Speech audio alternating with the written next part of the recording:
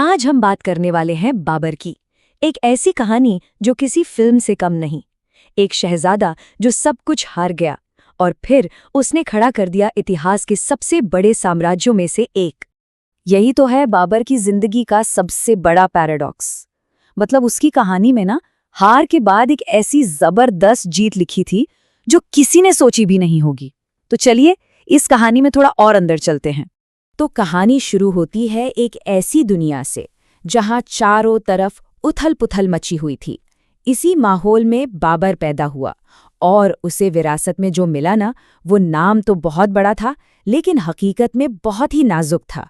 इस बात को समझना बहुत जरूरी है। देखिए, जब बाबर पैदा हुआ तब तक तैमूर का वो विशाल साम्राज्य सिर्फ नाम का रह गया था। सोच कर देखिए, एक ऐसा एम्पायर जो अंदर से खोखला हो रहा था, बिखर रहा था। हर शहजादा एक दूसरे से सत्ता के लिए लड़ रहा था। ऐसे में किसी भी राजा के लिए टिके रहना बहुत बहुत मुश्किल था। और बाबर की फैमिली लिनेज देखिए जरा, क्या जबरदस्त थी। एक तरफ तैमूर और दूसरी तरफ चंगेज खान। मतलब दुनिया के दो सबसे बड़े कॉन्करर्स का खून। सुनने में तो लगता है कि अरे वाह, फिर तो सब आसान रहा होगा, राइट? लेकिन सच यह है कि इस शानदार विरासत से उसे उस वक्त कोई खास फायदा नहीं हुआ। जरा सोचिए, सिर्फ 11 साल की उम्र में बाबर के सर पर ताज रख दिया गया। हुआ ये कि उसके पिता की अचानक एक हादसे में मौत हो गई। अब इतनी छोटी उम्र में वो अपने ही लालची रिश्तेदारों और दुश्मनों के लिए एक आसान शिकार बन गया था। बस एक बच्चा और कंधों पर एक बिखरते हुए राज्य का बोझ। और बस यहीं से बाबर की जिंदगी का वो दौर शुरू होता है जो मुश्किलों से भरा था। अब हम देखेंगे कि कैसे उसके बड़े बड़े सपने और फिर एक के बाद एक मिली हार ने उसे दर दर की ठोकरें खाने पर मजबूर कर दिया। और ये सब हुआ कितनी तेजी से, जरा देखें। 15 साल की उम्र और उसने जीत लिया तैमूर की राजधानी समरकंद। जबरदस्त जीत थी ये। पर जब वो समरकंद में था तो पीछे से उसका अपना घर फरगना किसी और ने छीन लिया। और फिर कुछ ही साल बाद समरकंद भी हाथ से चला गया। एक पल में राजा और अगले ही पल जमीन पर। बाबर के पास अब कुछ भी नहीं था। ये बात बाबर की उस वक्त की हालत को बयां करने के लिए काफी है। पहाड़ों में भटक रहा है वो, उसके 300 आदमियों, और उसके पास सिर्फ एक टेंट था, और वो भी उसकी माँ इस्तेमाल करती थी।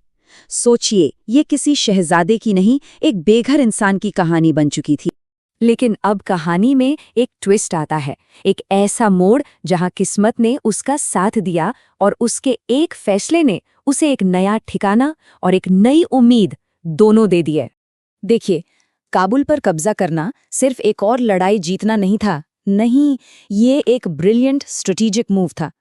काबुल को कंट्रोल करने का मतलब था सेंट्रल एशिया और नॉर्थ इंडिया के बीच के रास्ते को कंट्रोल करना, और सबसे जरूरी, भारत की तरफ जाने वाला दरवाजा खोलना।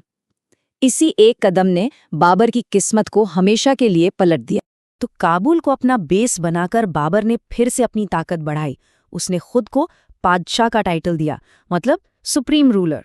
और अब उसका ध्यान वापस अपनी पुरानी जमीन पाने पर नहीं था। उसका निशाना बदल चुका था। ये एक बहुत बड़ा शिफ्ट था, है ना? अपना घर वापस लेने की बजाय एक नया साम्राज्य बनाने का सपना देखना। और अब हम पहुंचते हैं कहानी के क्लाइमैक्स पर, भारत पर हमला। और वो एक लड़ाई जिसने हिंदुस्तान के इतिहास की धारा ही मोड़ दी। तो मैदान था पानीपत का। एक तरफ दिल्ली के सुल्तान इब्राहिम लोधी की एक बहुत बड़ी सेना, और दूसरी तरफ बाबर की मुट्ठी भर लेकिन डिसिप्लिन फौज। लेकिन बाबर के पास एक ऐसा हथियार था जो लोधी के पास नहीं था, तोपें और बंदूकें। तो ये लड़ाई सिर्फ ताकत की नहीं थी, ये लड़ाई टेक्नोलॉजी की भी थी। साल था 1526। ये तारीख, इसे हिंदुस्तान के इतिहास में हमेशा याद रखा जाएगा। ये एक सल्तनत के खत्म होने और एक नए साम्राज्य के शुरू होने की तारीख थी। इस जंग में इब्राहिम लोधी सिर्फ हारा नहीं, वो मारा गया। लोधी सल्तनत के खत्म होते ही दिल्ली का तख्त खाली हो गया, और अब बाबर के लिए दिल्ली का रास्ता बिल्कुल साफ था। उसने नॉर्थ इंडिया के दिल पर कब्जा कर लिया था। तो जीत तो मिल गई, लेकिन अब हम कहानी के आखिरी हिस्से में हैं। यहाँ हम देखेंगे कि एक एम्परर के तौर पर बाबर ने क्या किया और वो अपने पीछे कैसी एक कॉम्प्लिकेटेड लेगेसी छोड़कर गया। जीत के बाद बाबर एक पल भी नहीं रुका। उसने फौरन दिल्ली और आगरा पर अपना कंट्रोल मजबूत किया, राजपूतों की एक बड़ी ताकत को हराया और एडमिनिस्ट्रेशन में अपने सबसे भरोसेमंद लोगों को बिठाया।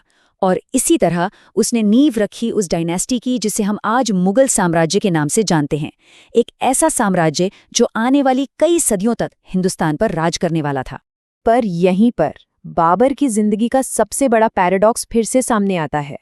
अजीब बात है ना, जिस देश को जीतने के लिए उसने अपनी जान दांव पर लगा दी, वो देश उसे कभी पसंद ही नहीं आया। अपनी ऑटोबायोग्राफी बाबरनामा में वो यहाँ की गर्मी, धूल, यहाँ तक कि लोगों के बारे में भी शिकायत करता है। उसे हमेशा अपने घर, सेंट्रल एशिया के ठंडे मौसम, वहाँ के बाग और फल याद आते रहते थे।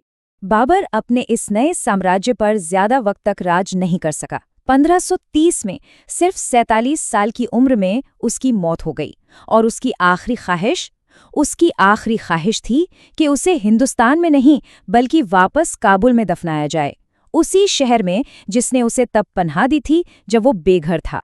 तो आखिर में ये सवाल हमारे सामने खड़ा होता है, बाबर ने एक साम्राज्य तो जीत लिया, लेकिन वो उस जमीन से कभी दिल से जुड़ ही नहीं पाया। तो क्या एक ऐसा साम्राज्य जिसकी नींव एक ऐसे बादशाह ने रखी हो जो हमेशा कहीं और होने का सपना देखता रहा, क्या वो सच में टिक सकता है? ये एक ऐसा सवाल है जो बाबर की पूरी कहानी को और भी ज्यादा दिलचस्प बना देता है।